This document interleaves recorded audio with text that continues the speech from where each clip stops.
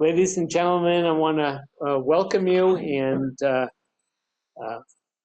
say how happy I am that we have a hometown hero returning, Dr. Walker Robbins. Before I introduce him, I have a few thanks. I want to thank the chair of the history department, Professor Alyssa Faison, for co-sponsoring this, and I want to also thank the dean of the College of Arts and Science, who was very happy also to co-sponsor this lecture and would have been here had he not been in Dallas, but he wanted me to read this, and I'm really happy to. It is with great pride that the College of Arts and Sciences gets to welcome back one of its highly distinguished doctoral graduates, Walker Robbins. During his time at OU, Walker exemplified everything that is good about this strong intellectual community that the Department of History and the Schusterman Center for Judaic and Israel Studies have built at our university. With an outstanding first book, Between Dixie and Zion, to his name, and outstanding skills as a teacher and mentor of students, Dr. Robbins continues to be a superb ambassador for the College Department and Center. Welcome back, Walker, to what will always be one of your core intellectual homes. And from the dean himself. Happy to do so as well, I might say.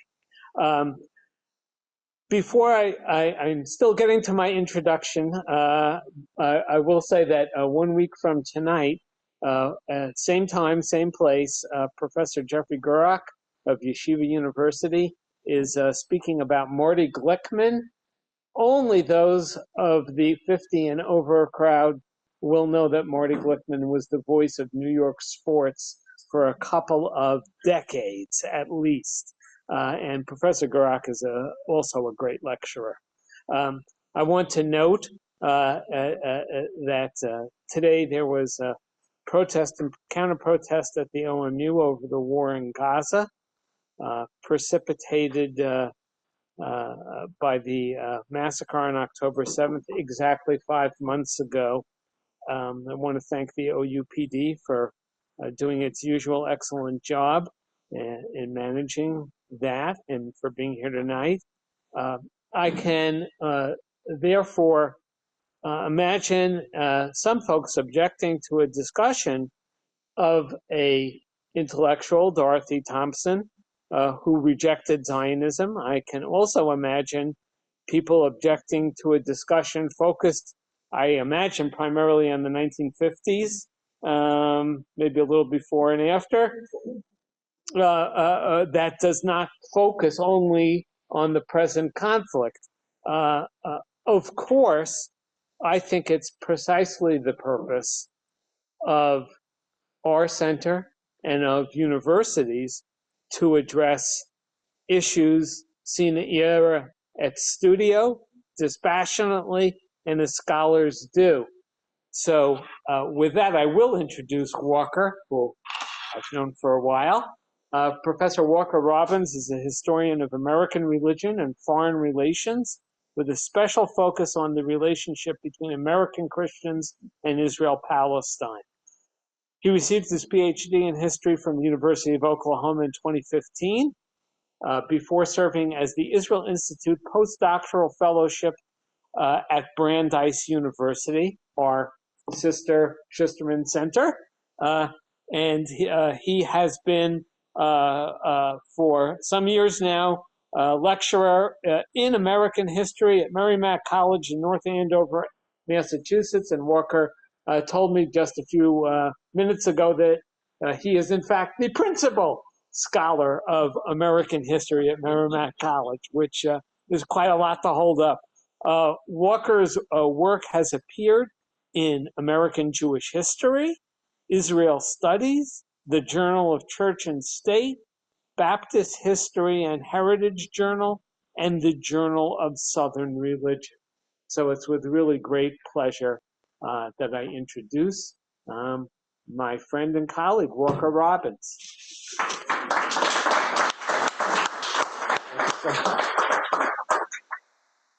Well, it's good to be back. It's good to be home. Thank you guys for coming out on a Thursday night to come and see me. I really do appreciate it.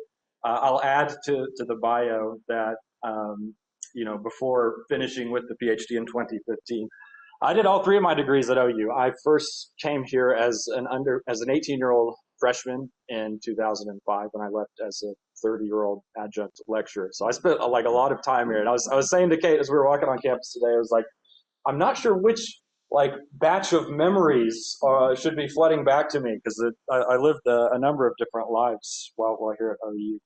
I just want to say thanks to Trice for setting this all up, getting me all organized, getting 50 different screens with the slides going and everything. Trice has done an excellent job with the technology and with kind of running this center over the last several years. And of course, Alan Levinson, what can you say about him?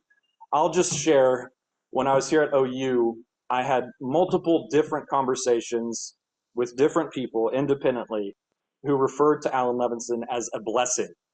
Stillman was one of them. There were a few others, and I have to agree with that. You've been our blessing here at the center. You've done a fantastic job, and I'm just so glad to come back and get to celebrate with you, celebrate those memories. Now, one thing I do want to mention, although I'm already mentioning a lot of things, before getting into the topic, getting into Dorothy, this research, the research behind this lecture and the article that the lecture is based on, was made possible by funding from Bridgewater State University, which is a university in southeastern Massachusetts that you probably never heard of. I worked there as an adjunct for a few semesters, and Bridgewater State does this unique thing where they actually make research funding available to adjuncts. It's a hard thing to access when you're an adjunct. It's hard to get enough money. It's hard to have enough time to apply for this sort of stuff. They made it really easy. And so I just want to thank them, because this would not have been possible without them like actually working to take care of their adjuncts. So take care of your adjuncts is my message there. They're important. Now to Dorothy. So if you've never heard of Dorothy Thompson, first off, thanks for coming anyway.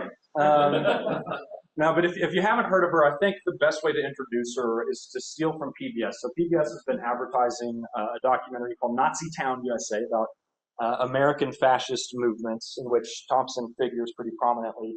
And in their advertising campaign, they've been describing Thompson as the most famous journalist, or the most famous female journalist that you've never heard of. And I think that's a pretty good starting point for getting a handle on who she was, because she's not very well known today, but during years that were like really crucial to global history, really crucial to American history, I'm talking late 1930s into the 1940s, she was one of the most prominent journalists and political commentators in the United States. And here are just some examples, giving a sense of the esteem in which she was held. She was on the cover of Time magazine in 1939. There's a lot going on in 1939, you might be aware.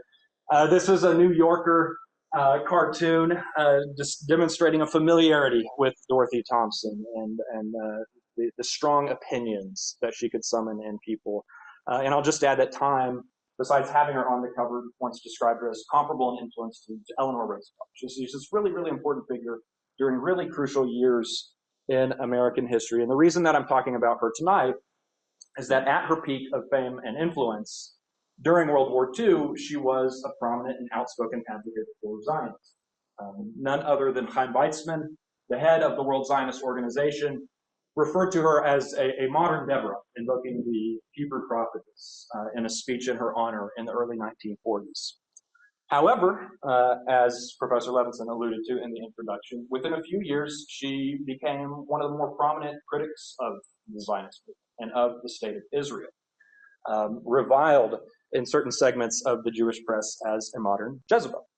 And so what we're after tonight, what I'm trying to explain tonight is that journey, how she goes from being Deborah to Jezebel in the eyes of some, how she goes from being a supporter of Zionism to, again, being one of its leading critics. So first, a little bit on her background, so you know how she came to her prominence. Dorothy Thompson was from Western New York. She was born to a Methodist family. She'd attended Syracuse University in the 19-teens. Now, the 19 teens, that's the progressive era, right? And so she gets involved in all of these reform causes, including the women's suffrage movement.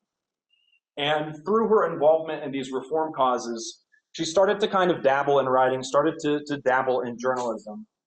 And she liked it. She decided, her and a friend decided in 1920 to do something that would change their lives. They decided to try to go to Europe and become foreign correspondents. And their plan for doing so was to basically just cash out their bank accounts, buy a ticket on a steamship, go to London, and try to put together freelance work to fund a trip across Europe. They hoped to eventually get to revolutionary Russia, where they could report on this new and bold experiment.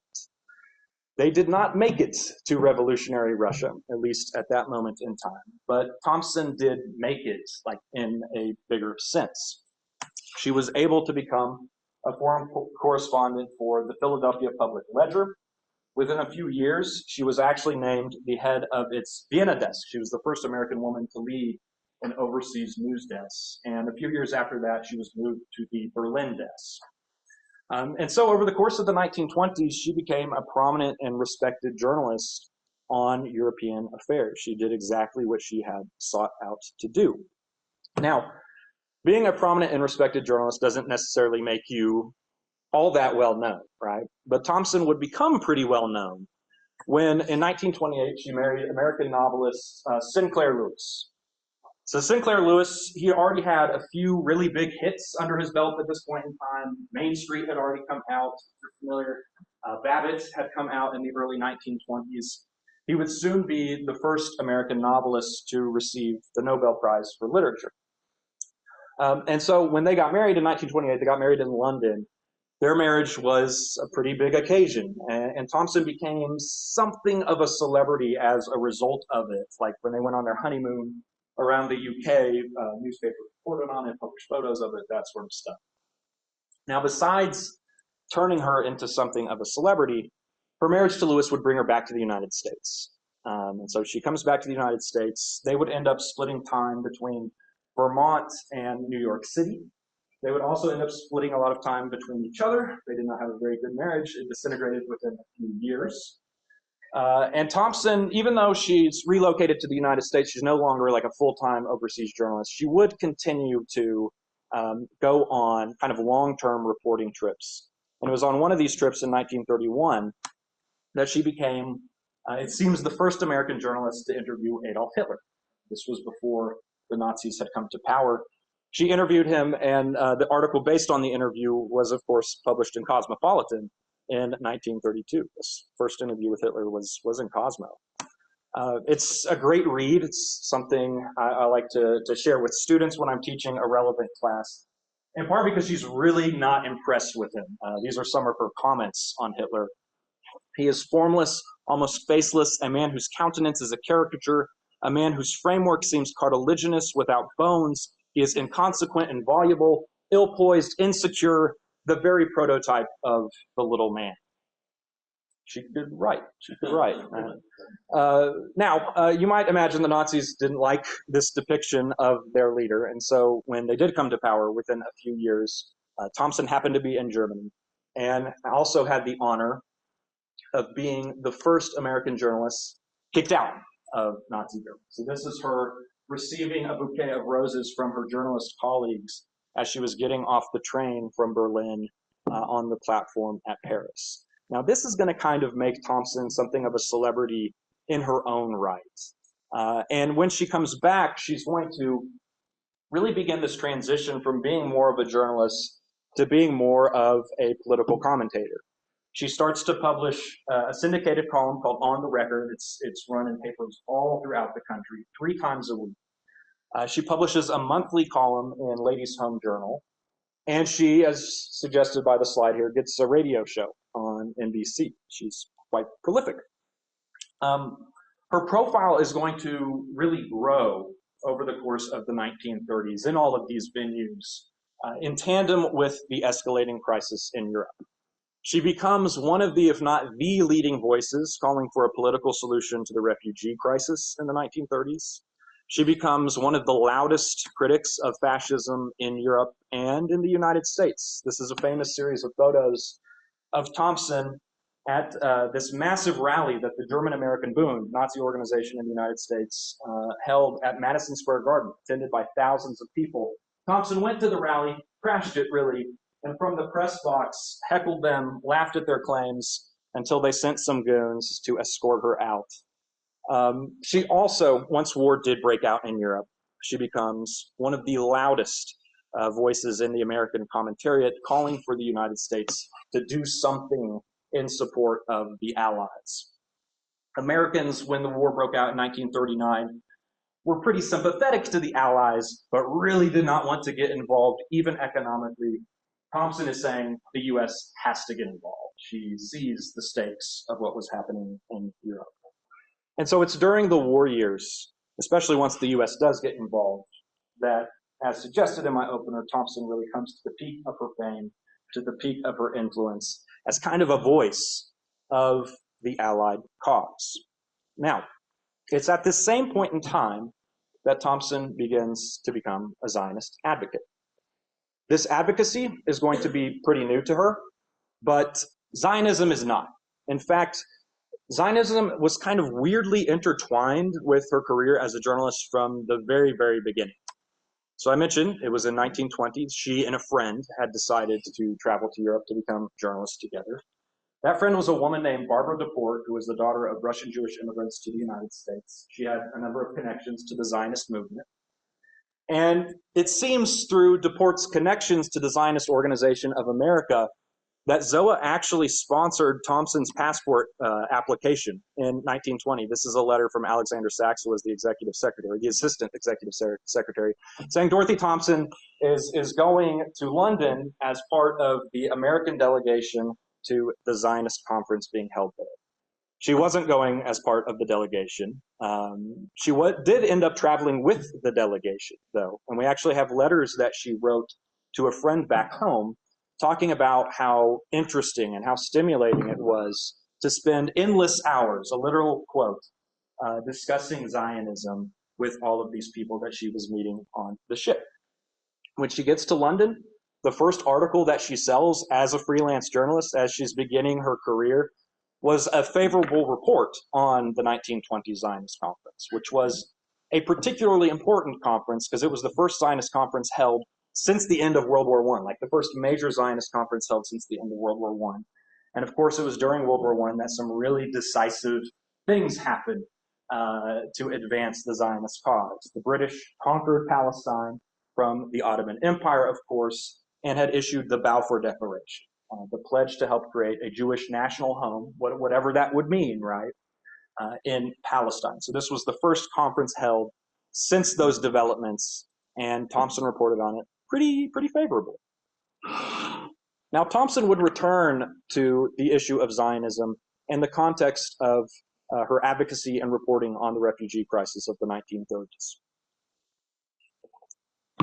In her landmark book on the refugee crisis called Refugees, Anarchy, or Organization, which was published in 1938, she would actually point to Zionist settlements in Palestine as an example of the sorts of things that could be done to help resettle refugee populations around the globe. She viewed them as a sort of model of what could be achieved. At the same time, she did not believe that Zionism was a viable solution to the Jewish portion of the refugee crisis. Here you can see her explaining that a bit there. The reason for this was, it was 1938. She was writing in the middle of the Arab Revolt. So between 1936 and 1939, you have a major Arab revolt against British rule in Palestine because of British support for Zionism. And so Thompson, as enthusiastic about what she saw Zionists achieving on the ground in constructing these communities, she really did not think, as she says here, anything like Jewish mass immigration to Palestine would be possible. However, within a relatively short span of time, she would start to change her tune. And kind of tied up in this, at the same moment in time, there were some important changes in the background context of what we're discussing. So 1939, about a year after Thompson had written that book, published that book, the British would issue a white paper, so basically a policy declaration adjusting their Palestine policy. It's known as the 1939 White Paper. And what it did was put restrictions on Jewish immigration into Palestine. It put restriction on the sale of land to Jewish national organizations in Palestine. And it promised a transition to majoritarian self-government within about a 10-year time span.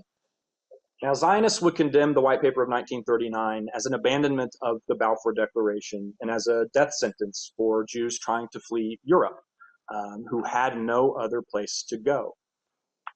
That year, Thompson is going to start to echo those Zionist critiques of the White Paper and start to publish in her column on the record, in her syndicated column on the record, a number of columns that start to reflect Zionist interpretations of events on the ground in Palestine, that sort of thing. Now, what had changed? What had changed? How did she come to start to believe Jewish immigration to Palestine was so necessary? At some point, probably through her involvement in refugee activism, Thompson developed a really close relationship with these two men, really important Zionist leaders. The guy on the right, Chaim Weizmann, already mentioned him. He's the more important of the two. So if you're not familiar with Chaim Weizmann, you know, if you're thinking of the major Zionist leaders of the early 20th century, late 19th into early 20th century, you've got like a pantheon with like busts of the major Zionist leaders. You're probably already putting Herzl up there, right? Familiar figure to everyone. David Ben-Gurion, right? The first prime minister of Israel. In between them, the guy that would be there would be Weizmann. Weizmann was kind of the guy as far as the Zionist movement was concerned from World War I through World War II. He'd been more responsible than any other single individual for helping to secure the Balfour Declaration from the British during World War I. He would serve as the president of the World Zionist Organization for a good chunk of the time between World War I and the 1940s, the mid-1940s. He was actually first elected as president at the 1920 conference that Thompson had reported on. And he would be the first head of the Jewish Agency in Palestine. And the best way to explain the Jewish Agency is that it was basically, it's like the proto-government of Israel during the era of British rule. So he is a towering figure within Zionism, and Thompson is going to be very close with him, and he's going to play a big role, as we're going to see, in her understanding and appreciation of the movement. The guy on his right is Meyer Weiskopf. Meyer Weiskopf, a much lesser known figure. He was a Zionist editor and writer. In the late 1930s and into the 1940s, he basically served as Weizmann's lieutenant in the United States. He was sort of Weizmann's guy on the ground in the United States. Thompson would be much closer to Weiskopf in a day-to-day sense. They would collaborate on a play together. Apparently it's really bad. I have not read it. It was not favorably reviewed. They would be involved in forming a pro-Allied organization in the early 1940s together. So they actually worked together day-to-day on a number of different causes. Weizmann, he split time between the United Kingdom and Palestine. So he would come to the United States on fundraising trips and that sort of thing, but he's just not around in the way that Weiskopf was. And so these two are going to be really crucial into bringing Thompson to be more sympathetic to the Zionist cause and eventually to become herself an advocate for it. And during the war years, she's going to go from being, again, like a sympathetic journalist writing somewhat favorable columns about the movement to an active member of it. She will speak at Zionist rallies. She'll publish, as you can see here, a whole bunch of pamphlets on the issue with Zionist organizations. She really becomes a part of the movement during the war years, and she's a valuable part as a really prominent non-Jew, as someone who has a very good relationship with the British, right? The British really liked Dorothy Thompson. Winston Churchill really loved Dorothy Thompson because she'd been advocating for the U.S. to help the British very, very early. And so she was one of these people that could criticize British policies in Palestine while also, having a really strong relationship with the British as far as the war, the big one, was concerned. Now, besides bringing Thompson to become an advocate, Weizmann in particular is really going to shape her understanding of the Zionist movement.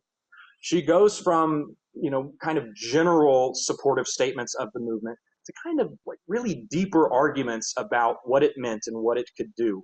In particular, she starts to present Zionism as an answer, the answer, to the so-called Jewish question or Jewish problem, or the problem of anti-Semitism, I think is probably the best way to put it. And I've got a few quotes from her writings here that give you a sense of her arguments there. So this is from one of her pamphlets that she published with the American Zionist Emergency Council. The problems of the Jews are, to my mind, all traceable to a single phenomenon. They are a nation curiously afflicted by being without the tangible and visible expression of nationhood, a nation without a country. Out of this fact arises the nameless fear that lies at the roots of anti-Semitism. The Jewish story is a ghost story, and therefore full of boogeymen. Now, what was the solution to this? She argued that it was normalization through the creation of a Jewish nation state. This is from a different writing. I picked particularly evocative quotes to share with you tonight. Jewish life must be normalized through the establishment of a Jewish state. Then perhaps the Jews would not feel that they have to carry the nation around in their bosoms, but could actually leave it if they didn't profoundly care for it, leave it where it belongs on a soil. So basically what she's saying there is that the reason that anti-Semitism has been so persistent is in part because Jews are a nation in every sense except having a corporal existence as a nation in a particular land. And this freaks non-Jews out. And so what needed to happen was the establishment of a Jewish state where the Jewish nation could actually exist. And this would allow Jews not to carry the burden of the nation within themselves. She says this is part of the problem, is that Jews are forced to carry the burden of the nation within themselves because it does not exist in physical form on a particular land. These arguments, they've been kicked around by certain Zionist thinkers for decades, but Thompson gets them from Weizmann. They're the sort of thing you can find in all sorts of Weizmann's speeches and writings from the late 1930s into the 1940s. Here's an excerpt from an essay that he published in the Palestine book, which was the exhibition booklet for the Zionist exhibition at the World's Fair in New York City in 1939. It was edited by Meyer Weisgall. And you can see here, if you read this quote, Weizmann making the exact same kinds of analysis and arguments that Thompson would echo in her writings a few years later. One of Weizmann's particular talents, if not his defining one, was that he could argue for Zionism in ways that made non-Jews very enthusiastic about it. It was a particular talent of his, and Thompson really takes those arguments and makes them her own. Now, besides adapting Weizmann's arguments for Zionism and his analysis of the Jewish question that he presented, Thompson is really going to view Weizmann himself as the embodiment of Zionism. This quote is from a speech that she gave at a dinner in his honor in 1943. Freedom for all men and freedom for the Jews is to be at home. Weizmann knows where that home is. He has anticipated their deliverance in his mind and is therefore himself delivered. Thus, being a free man and completely Jewish, he becomes in his very Jewishness more comprehensible to a Gentile than most Jews. In other words, what she's basically saying is that normalization that she thought that Zionism could bring, it's already happening in Weizmann's person, right? The Jewish state exists for him, like in his head. And because of that, he is able to be, and this is a quote from elsewhere in the speech, perfectly settled or perfectly comfortable in his Jewishness. Now, I would probably flip that around. I would probably say it made his Jewishness comfortable to her, right? But what she's essentially saying here is like, what makes Weizmann Weizmann? What makes him, it's Zionism. He is the embodiment of the promise of what this movement can bring. Now, Weisgall, of course, knew Thompson's relationship to Weizmann as well as anyone. This is how he would describe her estimation of Weizmann in his memoirs decades later. Weizmann to her was God. I wouldn't go that far necessarily, but I don't think it's a stretch at all to really say that Weizmann to Dorothy Thompson was Zionism, was its essence. And so, guided by Weizmann, inspired by his example, viewing him as the embodiment of the movement, Thompson would be a leading Zionist advocate throughout the war years and even as late as 1946. But of course, something would change, right? Within a few years, by the end of the decade, Thompson would go from being this advocate to becoming one of the leading critics of Israel in the United States and a critic of American Zionism as well. So what happened? Like, what happens in the years in between? Now, this is a question because of Thompson's prominence and because of the dramatic change that this story entails. It occupied a lot of contemporaries, and subsequent scholars have written about this. And most accounts, including some of the reflections of Thompson herself, have pointed to a 1945 trip that she took to Palestine. This was her first trip to Palestine. She went there in May of 1945. If May of 1945 is ringing a bell for you, that was right as the war in Europe was coming to an end. The trip did not go all that well for her. She got sick. She actually was hospitalized for a good chunk of it. But she was able to, as you can see here in these clippings that are in her papers at Syracuse University, she was able to get out and meet people. She met with Zionist leaders. She toured the Hadassah Hospital on Mount Scopus. And she was able to meet with Arab delegations as well. I do think this trip was important. I do think it played a role in her changing views in ways that I'll describe here in a second. I don't necessarily think it was a conversion experience, though, as many accounts would suggest. And one of the reasons for this is that already in the weeks and months leading up to the trip, she'd penned a few columns about Zionism that reflected a sense that the Palestine question, as it was called, was a bit more complicated than her earlier columns had suggested. And then even after the trip, as late as 1946, she would continue to publish very supportive material about Zionism. Like one of her most vociferous defenses of the movement would be published in 1946, a pamphlet published in 1946. And so all that is to say is like, it's all a bit blurrier around this 1945 trip than a conversion experience narrative would suggest. Now, I do think there are a few intertwined factors that are going to account for her shift in views. One's kind of obvious, but it can be easy to overlook, and that's that in the years following World War II, coming out of World War II, there are some really important changes on the ground in Palestine. There are some really important changes within the Zionist movement, and Thompson is going to react to those. On the ground in Palestine, one of the big changes is that starting in 1944, right-wing Zionist organizations, or revisionist organizations, so the right wing of Zionism is generally referred to as the revisionists, so I might use that term, like the Irgun or Lehi, the Stern Gang, begin themselves revolting against the British. Starting in 1944, this will intensify after the end of World War II, and it will involve the use of terrorism. This is the most famous example here, the bombing of the King David Hotel in Jerusalem, which was a British military headquarters by the Irgun in July of 1946. Thompson did not like this. Weizmann did not like this. And Thompson, following Weizmann, would criticize these actions by right-wing Zionist groups, acts of terrorism against the British. Related to that point, as this is happening, Weizmann is really being eclipsed as the guy in the Zionist movement. An easy symbol of this is that in 1946, he was voted out as the president of the World Zionist Organization. You had a new generation of leadership that was emerging. Rabbi Abba Hillel Silver in the United States, David Ben-Gurion, already a prominent leader in the Yeshuf in the Zionist community in Palestine. He's becoming much more important. The Yeshuf itself is becoming much more important to the movement. And in part of the reason that Weizmann starts to be eclipsed is that this younger generation has a more aggressive stance towards the British. Weizmann had really made his place in the Zionist movement by providing, by serving as a nexus between the movement and the British when the British were ruling Palestine. But now that the movement was turning against the British, he was not as important a figure. And so Thompson's guy, as far as Zionism was concerned, was no longer the guy.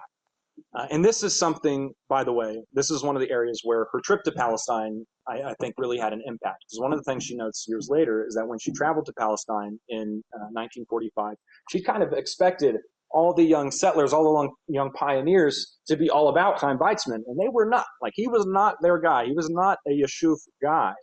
And so this really made her question, like, is the movement that I find embodied in Chaim Weizmann, is that Zionism? Right? Adding on to that, she's just not going to be in as close of contact with Weizmann by the time we get into the late 1940s. By that time, his health is really starting to fail. He's starting to go blind. He really stops traveling to the United States, except in diplomatic emergencies. He will get sent over here because he's the only Zionist that Harry Truman could stand. So that's like the only time he's coming over was like to go to the White House. And so she's really not in very close contact with Weizmann by the time we get to the late 1940s. And Weizskol, for his part, he moves to Palestine. He moves to Palestine to oversee the establishment of the Weizmann Scientific Institute. And so not only were Thompson's guys no longer the guys within the Zionist movement, but she's just not around them as much as she had been. She's not hearing their voices as frequently. And in the absence of their voices, other voices are going to come to the fore.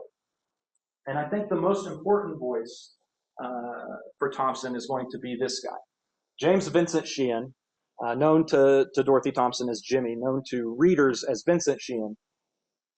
Thompson and Sheehan were really, really close. They were both journalists. They were part of this collection of American journalists in Europe in the interwar years that really shaped how a lot of Americans understood events going on over there. He was a tremendously successful journalist. He published journalistic memoirs, a collection of journalistic memoirs in 1936, I think, called Personal History, that was this huge smash hit. It's a really, really fascinating read. Sheehan had been on the ground in Palestine in 1929 when the Western Wall riots or the Western Wall uprising broke out.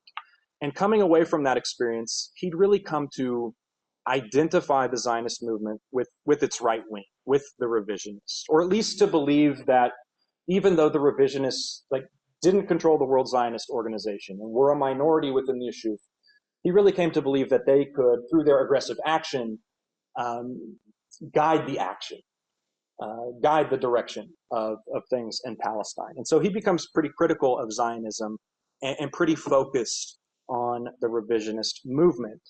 Now, I mentioned he and Thompson were extremely close. She considered him something like a younger brother.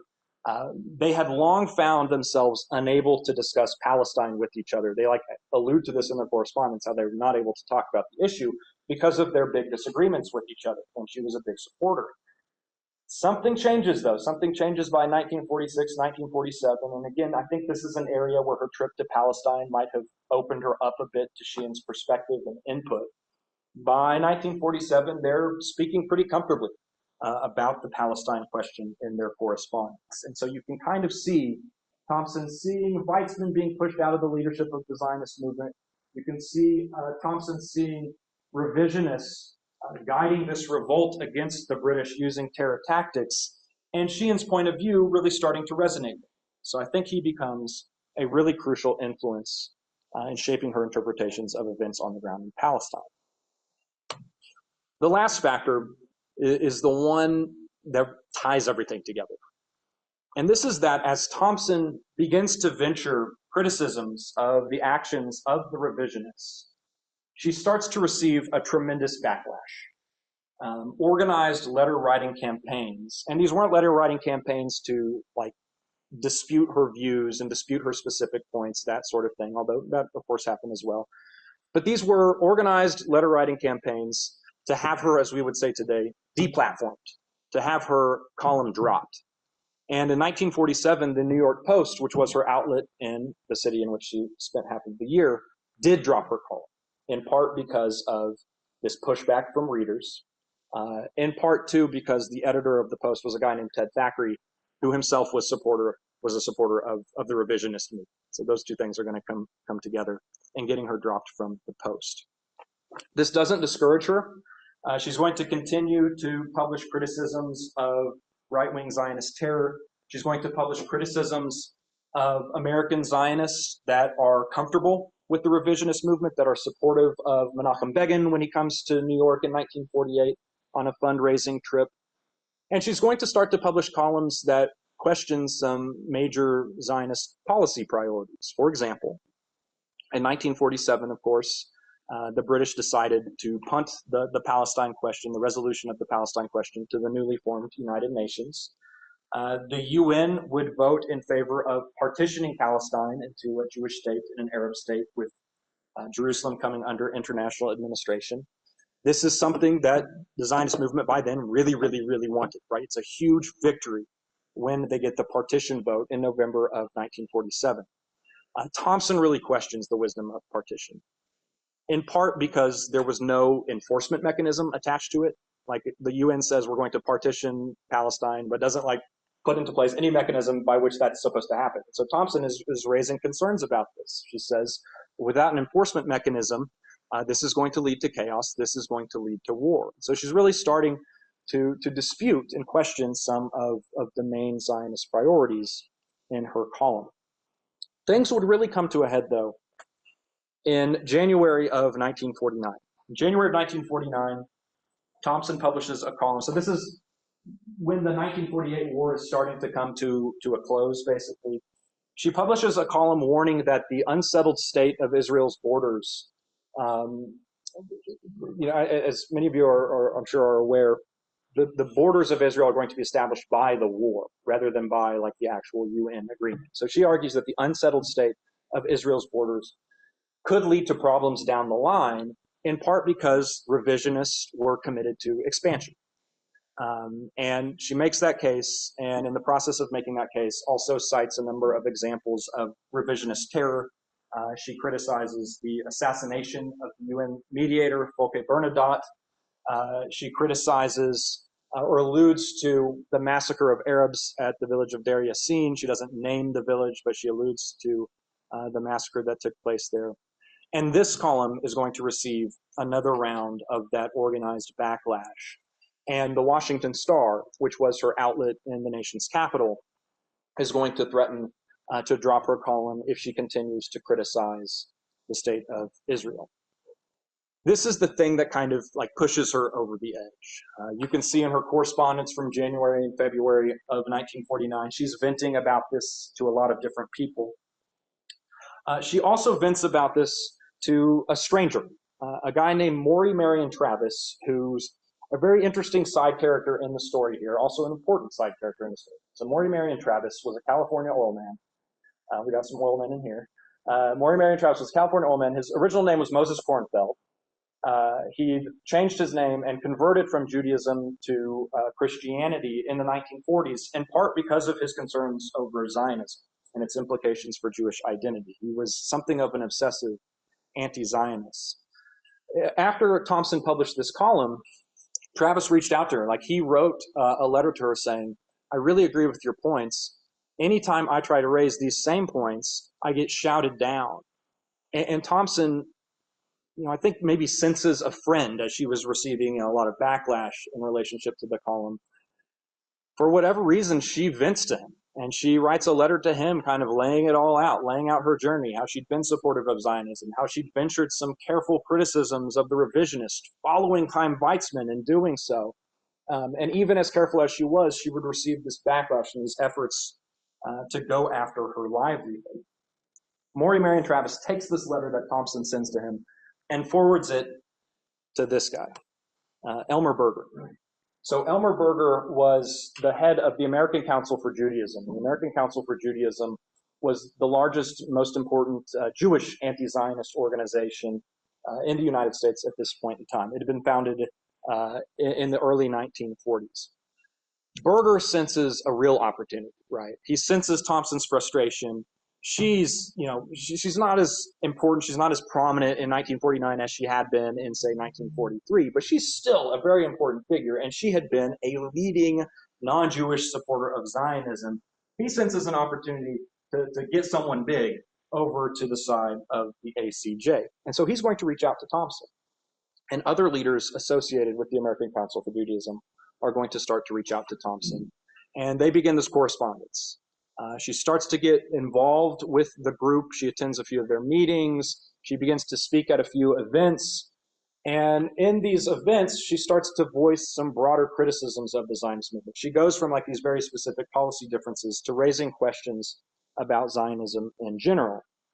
Very significantly for us, she starts to collaborate with Berger and other representatives from the ACJ on an article, on an essay that's going to lay out all of her concerns. And that essay would be published in March of 1950. It becomes for American supporters of Israel a kind of infamous critique of American Zionism. It's called America Demands a Single Loyalty. It was published in Commentary Magazine, which was the magazine of the American Jewish Committee. Now, in terms of her argument here, so this is, it's like there's a lot in this essay. You could do a whole seminar session on this essay. I will spare you that, but I do want to get at some of her main points here. And one of her main points is, first off, she says, I had been a supporter of Zionism. Here's why. This is the case that she makes. Many of us who had supported Zionism have done so on the ground that a Jewish nation state would tend to end the diaspora idea by making it possible to say, there in Palestine is the Jewish state and nation, there and nowhere else. Now, the wording is a bit more aggressive, a bit more pointed, but that probably sounds a bit familiar to y'all, given some of the examples of her writings I showed earlier, right? Her understanding of Zionism as an idea and what it can mean is pretty consistent with what she had presented earlier in the 1940s. And here's one of the quotes we saw earlier, just so that you can kind of get a sense of that.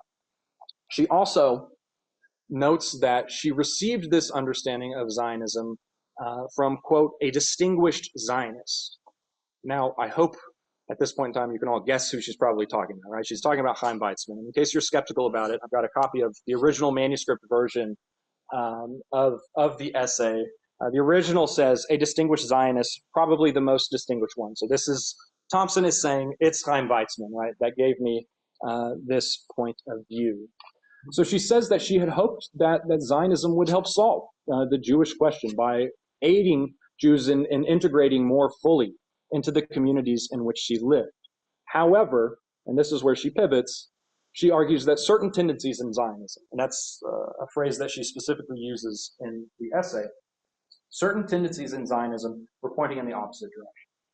She argues that a number of Zionist leaders, including Israeli Prime Minister David Ben-Gurion, were trying to cultivate a political allegiance to the state of Israel amongst American Jews. And this was a problem because if this went unchecked, this could create a terrific kickback of anti-Semitism rooted in calls of dual loyalty, an old anti-Semitic canon. Now, in making this case, she provides a number of examples of these certain tendencies in Zionism.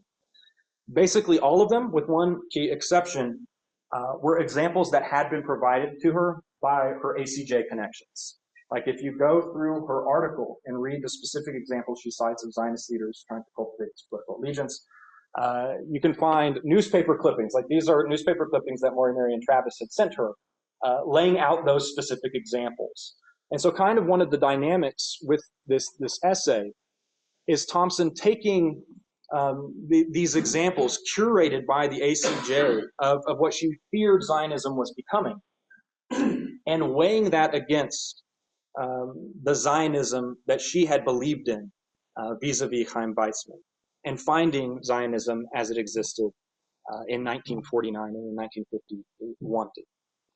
Now, besides these examples curated by the ACJ, Thompson is, of course, going to cite the example of her own experience. I'm going to read you an excerpt here of this point. In addition to this fear being engendered among Jews, there is another tendency equally dangerous as it affects non-Jews, and that is to equate anti-Zionism with anti-Semitism. This really amounts to making anti-Semites by appointment of everybody who either does not believe in Zionism or criticizes any phase of Zionist and Israeli policy. Israel is a state whose policies and interests must conflict at certain points with the interests and policies of other states. It is a state run like all others by fallible men whose policies are open to criticism. And it is also, like other states, one within which there are conflicting tendencies and conflicting policies and parties, some of which may awaken admiration and others distaste, not at all by reason of race or religion, but by reason of the policy itself. Yet, and I speak from very unhappy experience, we are in a frame of mind and a condition of affairs in this country where to make any criticism of any policy or party in Israel is equated by Zionist leaders and apologists with anti-Semitism, with, as a result, a highly strained and by no means healthy condition in the press. She says this is bad for the United States because you need to be able to freely debate foreign policy in the United States. And of course, she also makes the broader argument that this was bad for the American Jewish community as well. Now, one thing I'll note, her essay was published alongside a response by the great scholar of immigration, Oscar Handlin. Handlin will push back on a number of her terms, on her general concerns. One area, though, where he expresses agreement with her is actually on this point. He says this is a problem, and this does need to stop. Now, as you might expect, this article, this essay, where Thompson goes, again, from relatively narrow critiques of specific right-wing actions to a broader questioning of Zionism, is, of course, going to bring a lot of pushback. Part of that pushback is going to involve the fact that even though Thompson, says she's airing these issues because she wants to prevent a terrific kickback of anti-Semitism, as she says this is the best way to address them, is to air them. Even though that's her goal, kind of in raising the questions of dual loyalty herself, especially as a non-Jew, she was walking this thin and wobbly and maybe non-existent line between anticipating an anti-Semitic backlash and participating in anti-Semitic tropes. It's kind of hard to distinguish between those two things, and it's not, it might not be meaningful to distinguish between those two things. Certainly, American Jewish supporters of Israel are going to view this article as Thompson herself saying, raising accusations of dual loyalty. Now, whatever the actual case, in the months surrounding the publication of this article, advocates of the Palestinian cause are really going to start to increasingly reach out to Thompson, particularly advocates of the Palestinian refugees. And Thompson, of course, had long experience with the cause of refugees, both in terms of reporting and advocacy. And so this is when, it's like 1949, she really starts to take an interest in the plight of the Palestinian refugee population. She travels to the Middle East in 1950 on a trip supported by the State Department and American Middle East Relief. She visits some of the camps. She's involved in the creation of a documentary called Sands of Sorrow, highlighting the refugee crisis. And coming out of her 1950 trip, both because of her new connections and because of her experiences on the trip, Thompson will become involved in the formation of an organization called American Friends of the Middle East. American Friends of the Middle East, first off, it's going to be secretly backed by the CIA. So that's an interesting side note. But American Friends of the Middle East, its overall goal is going to be to improve U.S. relations with the Middle East, particularly with the Arab states.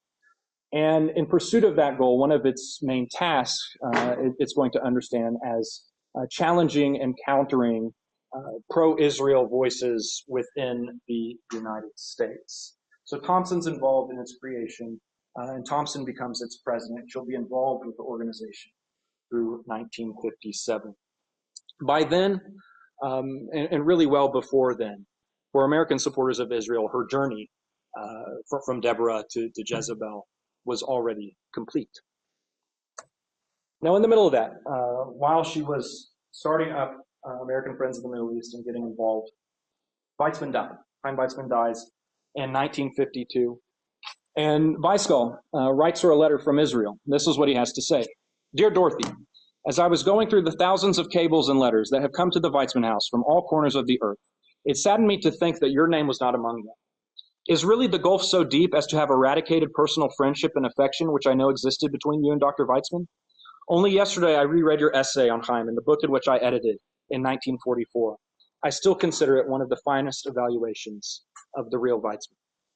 Now, I don't know that Dorothy Thompson didn't actually send a note of condolence to the Weizmann household. Things can get lost between rural Vermont and Israel, right? And I really doubt if she didn't, I really doubt that it was for political reasons. She continued to hold Weizmann in pretty high esteem. This was something that her new friends at the ACJ really didn't like about her when they first got involved with each other.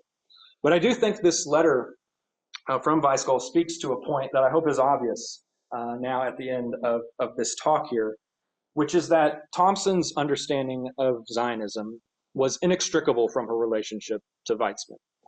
He had become for her a symbol of what the movement could be, of what it could achieve, of what it could mean for Jews, but also a standard that the Jewish state could not meet in its creation. Thank you.